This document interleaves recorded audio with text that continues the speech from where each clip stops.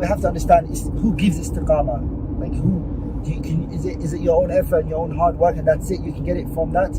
Or is it a minnatul ilahiyah? Is it a gift Allah gives subhanahu wa ta'ala? Of course it is. What's the delay for that?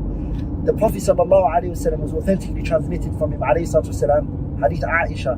She said that the Prophet sallallahu alayhi wasallam, he used to start his prayer, his qiyamul layl, he would open it up by saying, اللهم رب جبريل وميكائيل وإسرافيل فاطر السماوات والأرض عالم الغيب والشهادة أنت تحكم بين عبادك فيما كانوا فيه يختلفون اهدني لما اختلف فيه من الحق بإذنك إنك تهدي من تشاء إلى صراط مستقيم. The fact that the Prophet would say Allahumma fatir as-samawati wal ard, the creator, the sustainer, the provider for the samawat and the ard, the one who knows the unseen and knows everything that is apparent. عالم الغيب والشهادة.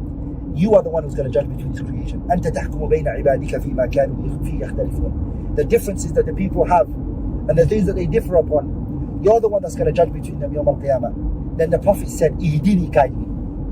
Showing you to be steadfast is a minnatul ilahiyah.